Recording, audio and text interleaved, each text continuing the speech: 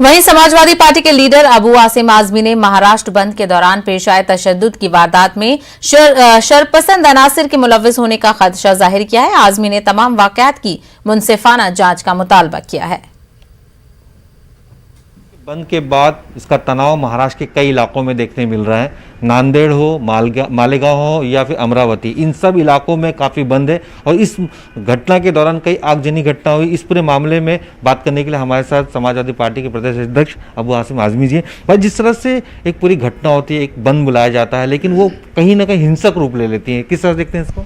देखिए, ऐसा है कि जो बंद बुलाया गया था वो त्रिपुरा में जिस तरह से मुसलमानों के साथ ज्यादती की गई और दबा अखबार वाले हों जिन्होंने भी कानून के दायरे में रहकर सरकार के ख़िलाफ़ निंदा किया, इन सबको यूएपीए लगाया गया। तो हमारे पास गांधी जी ने हमें ये रास्ता बताया है। हमारे मुजाहिदे आज़ादी ने जब अंग्रेज़ों की सरकार थी तो परमिशन नहीं मिलता था, लेकिन हम जो है उनके ख़िलाफ़ एहतजाज करते थे। तो ये तो हमारी सरकार है।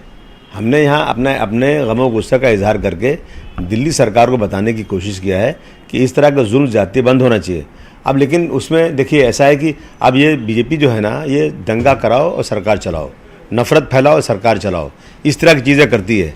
तो इस चीज़ को थोड़ा हमें एहतियात ज़रूर करना चाहिए कि कहीं उनको कोई चांस ना मिल जाए कि दंगा करा दें वो लोग, और इसकी सही इंक्वायरी होना चाहिए। अगर किसी ने गलती किया है, कानून तोड़ा है, तो जिस तरह से और लोगों के साथ कार्रवाई होती है, जिस तरह से बीजेपी और आरएसएस के वर्करों के साथ कार्रवाई होती है, उसी तरह कार्रवाई इनके साथ भी होना चाहिए। मैं भी चाहती है कि रजा एकेडमी पर पाबंदी लगाई जाए, क्योंकि इसके जो काम करने का तरीका है कहीं कहीं एक टेररिस्ट ऑर्गेनाइजेशन के तरीके, इस तरह के ट्वीट भी किए जा रहे हैं। अगर टेररिस्ट ऑर्गेनाइजेशन इनको बोल देंगे हम, तो ये पूरे देश में बवाल खड़ा कर देंगे।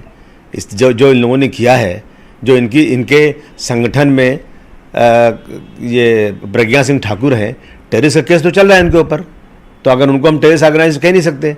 इस तरह की चीज़ें कहना कि टेररिस्ट ऑर्गेनाइजेशन, बिल्कुल मैं नहीं समझता हूँ। उन्होंने बंद बुलाया था, पीसफुल बुलाया था। अब इसमें अगर किसी ने कोई गलती किया, जिस तरह से हमारी भीड़ में एक आदमी आके पाकिस्तान जिंदाबाद बोल के चला जाए, इसी तरह से ये भी हो सकता है उस भीड़ में कोई आदमी आकर पत्थर फेंक के आग लगा करके इनका नाम लगाता हो। इसलिए मैं कह रहा हूँ कि किसी इंसाफ पसंद से इसकी इंक्वायरी होना चाहिए। शुक्रिया। हमसे बात करने के लिए ये थे अबू आसिम आजमी साहब, जिनका साफ तौर पे ये कहना था कि जो भी इस पूरी घटना में शामिल है, जिस तरह से माहौल टेंशन भरा है, उसकी जांच होनी चाहिए और दोषी पे कार्रवाई होनी चाहिए। मुंबई से संतोष डिसले के साथ वसीम अंसारी, न्यूज़ 18।